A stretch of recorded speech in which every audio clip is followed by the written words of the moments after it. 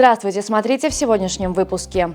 Президент Туркменистана поздравил участников конкурса дутаристов «Играй Бахши». В Ашхабаде откроется туркмено-иранская выставка моды и текстиля. Консульство Туркменистана в Астрахани провело акцию в честь 300-летия Махтумкули и другие новости. Президент Туркменистана Сердар Бердымухамедов поздравил юных дутаристов с участием в заключительном туре состязания Бахши музыкантов, которое проходит в рамках конкурса на соискание премии «Золотой век Туркмен». Глава государства пожелал финалистам конкурса крепкого здоровья, счастья и творческих достижений в деле обогащения национального искусства пения и музыки новыми произведениями. 27 августа в выставочном зале Академии художеств Туркменистана состоится открытие туркмено-иранской специализированной выставки моды и одежды. Мероприятие организовано культурным центром посольства Исламской Республики Иран в Туркменистане совместно с Министерством текстильной промышленности Туркменистана. На выставке будут представлены высококачественные изделия текстильных предприятий и известных брендов обеих стран. Особый интерес представляет мастер-класс, который проведет иранский мастер искусств. Выставка продлится до 29 августа. Консульство Туркменистана в Астрахани провело культурную акцию, посвященную 300-летию со дня рождения великого мыслителя и поэта-классика Востока Махтумкули Фраги. В мероприятии приняла участие делегация Туркменистана. Начало акции было положено в сквере Астраханского государственного университета. Состоялась церемония возложения цветов к памятнику Махтумкули Фраги.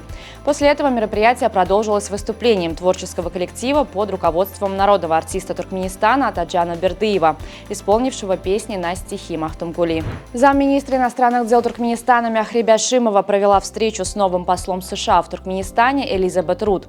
Стороны обсудили торгово-экономическое и культурно-гуманитарное взаимодействие двух стран.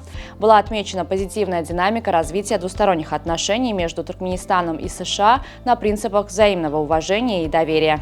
В Капитакском государственном природном заповеднике отметили 48-ю годовщину со дня его создания. Мероприятие прошло при поддержке общественных объединений.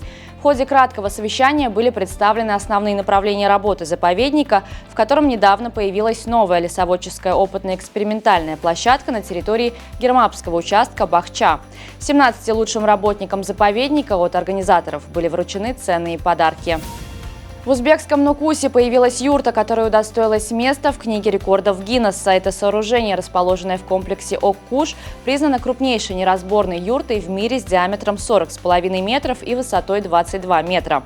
Комплекс Ок-Куш раскинулся на территории в 50 гектаров и включает в себя выставку различных типов юрт, среди которых представлены образцы из Казахстана, Туркменистана, Киргизстана и Башкортостана. В ходе раскопок в древнем городе Лаудикея, расположенном в турецкой провинции Денизли, археологи сделали сенсационное открытие. Группа скульптур, изображающих сцену из «Одиссеи» Гомера с морским чудовищем Сциллой, была найдена при реставрации Западного театра.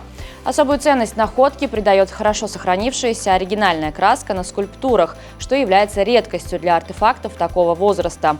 Предполагается, что скульптуры были частью театральных постановок и располагались на втором ярусе Западного театра, что, вероятно, и способствовало сохранению краски.